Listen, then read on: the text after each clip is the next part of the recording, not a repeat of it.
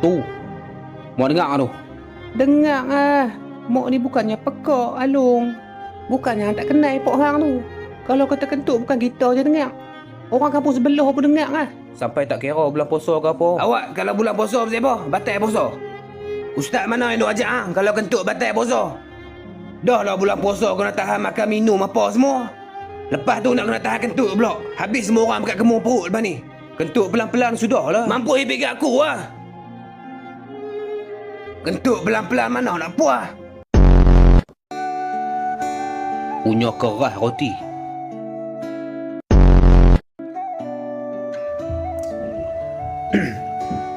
Bangah. Saya ni ada benda nak bincang sikit ni berkenaan dengan Alung. Kalau boleh tak payah risau lah pasal Alung tu. Lah ni dia duduk dengan saya kat KL tu. Makan, minum semua cukup. Kerja pun ada dah. Cuma saya tak faham. Dia kata berkelahi dengan Pak Ngoh lari rumah semua ni pasal kentut. Betul ke? Dia yang buat teruk. Buat teruk apanya? Yang buat abang tu dah kentut merata apa kepelak lagi. Macam ni lah saya ingat.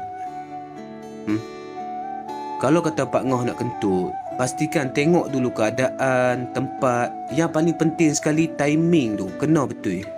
Kalau saya pun hari-hari dengar kentut macam tu, saya pun naik bebai. Dalam duk bincang tu Pak Ngoh boleh buh sedah lagi depan ni. Lah betul lah Pak Ngoh ni. Pantang lepas. Kalau rasa nak kentut tu, cuba lari pergi kentut dalam bilik yang. Tak ada lah orang marah. Boleh janji dengan saya tak? Pak Ngoh? Tengok macam mana. Hang tengok tu. Dia tak ada kira apa lah. Dia nak rasa kentut, dia kentut. Meluat aku. Memang betul tak ada CV. Pak saya kentut kat rumah awak.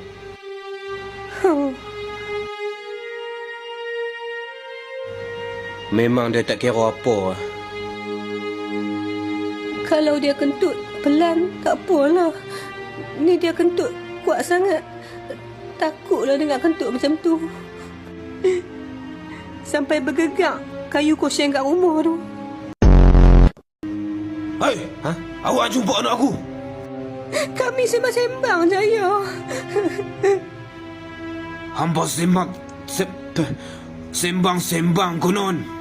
Nak sembang kali tunggu esok. Ni Alung, aku memang tak suka hang kawan dengan anak aku. Pak hang tu dah jenis kuat kentut. Jangan-jangan hang ni bersama jenis kuat kentut juga.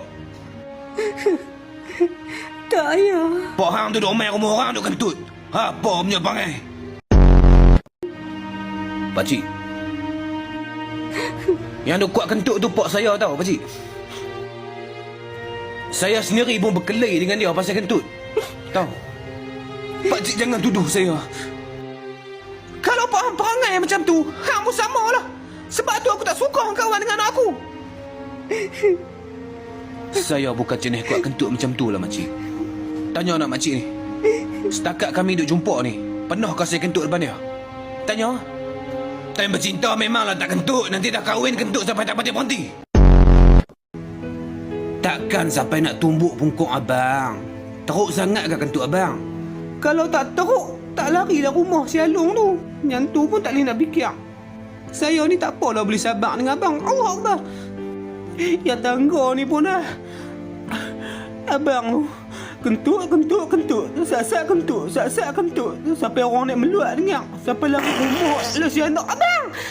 Maknya. La ilaha illallah. Maknya, bangun. Awak abang kentut tepi laut. Abang kentut slow je tu.